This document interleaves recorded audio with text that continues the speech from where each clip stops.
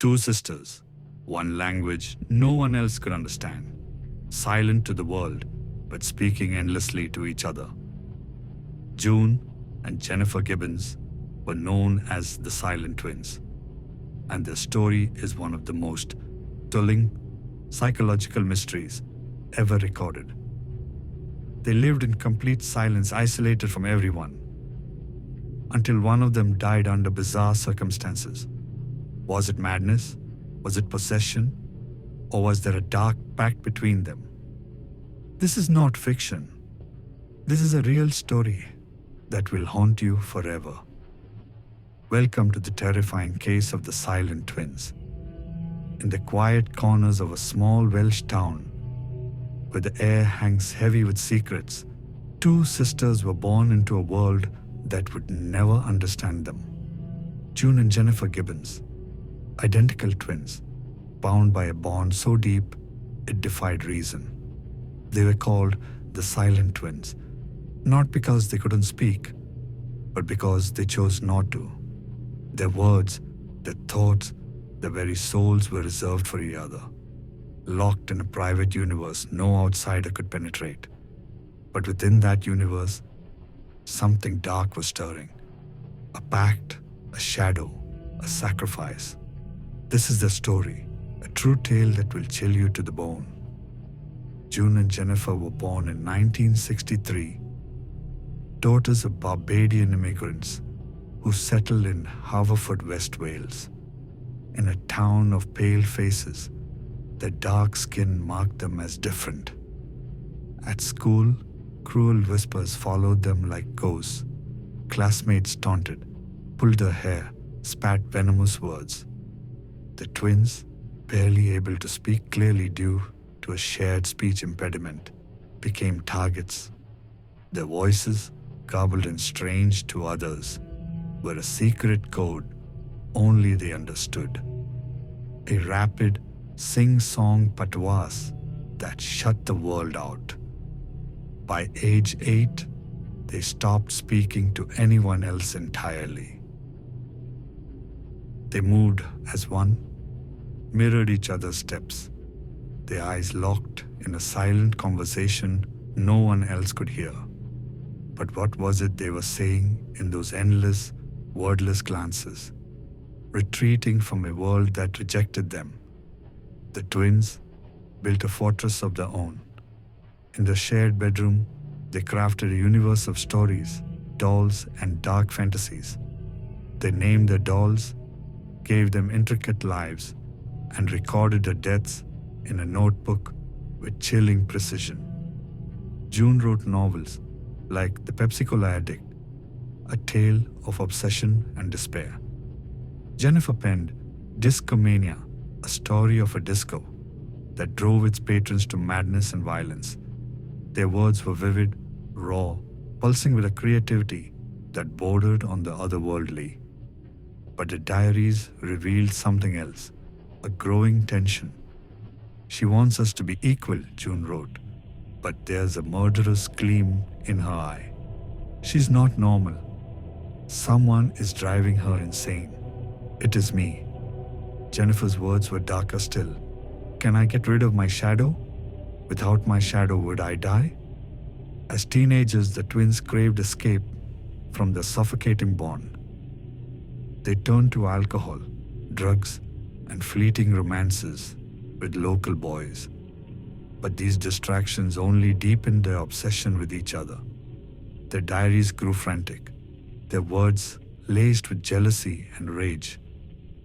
They fought viciously, clawing at each other's skin, as if trying to tear free from their shared existence. Then, in 1981, the inner turmoil spilled into the world. They embarked on a 5-week crime spree: vandalism, theft, arson. They set fire to a tractor store, watching the flames dance with a strange, almost reverent awe. June wrote in her diary, "My lovely glorious fire, a picture which will live in my mind forever." When the police caught them, they said nothing. Their silence was the shield, but it would become their prison. The twins' crimes led them to Broadmoor Hospital, a high-security asylum for Britain's most dangerous minds.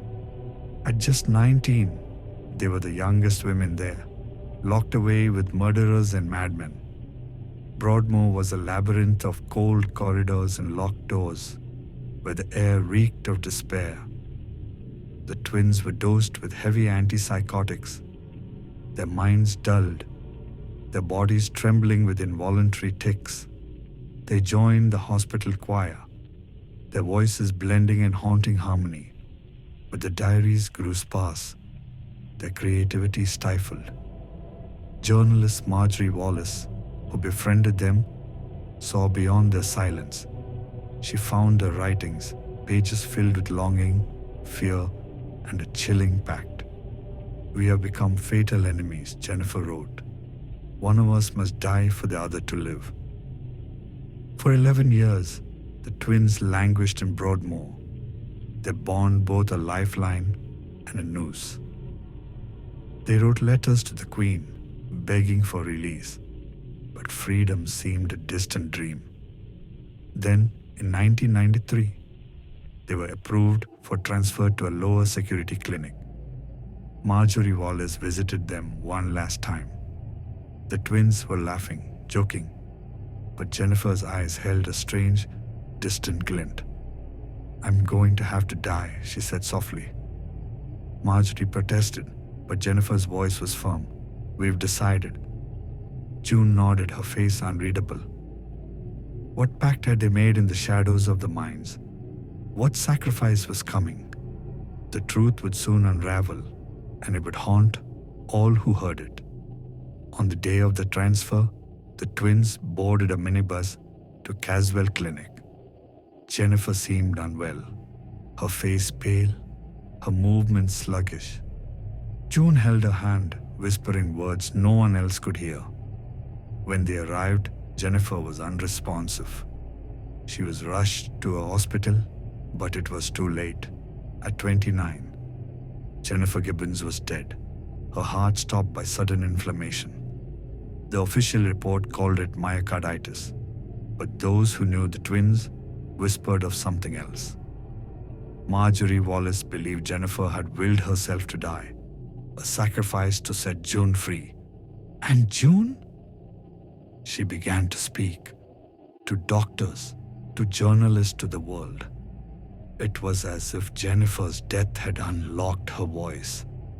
But at what cost? What had the twins known that no one else could? June Gibbons lives on, now in her 60s, a quiet woman in a quiet town. She visits Jennifer's grave, where a poem she wrote is etched in stone.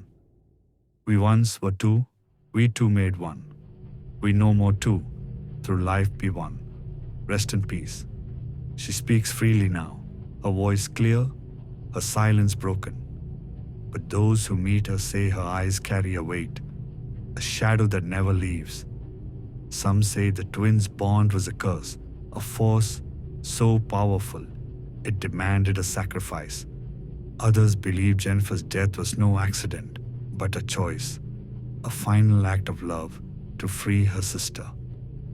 The truth remains locked in the silent world they built, a world we can only glimpse through their words, their diaries, their darkness. What would you do to escape a bond that consumes you? What would you sacrifice? The story of the silent twins is not just a tale of two sisters. It's a mirror held up to the darkness within us all. The bonds that bind us, the secrets we keep, the sacrifices we make. June and Jennifer Gibbons built a world where only they could exist, but at what price? Their silence speaks louder than words ever could. And somewhere, in the shadows of that silence, a question lingers. What truly happened to Jennifer Gibbons? Some mysteries are never meant to be solved. Sleep well, if you can. One twin dead, the other finally free. But at what cost? Was Jennifer's death a coincidence, or the chilling fulfillment of a deadly bond. Even today, psychologists are baffled, and the mystery of the silent twins remains unsolved. If this story sent chills down your spine, don't forget to like, share, and subscribe for more real-life horror and unsolved mysteries. Because some stories are too strange to be fiction.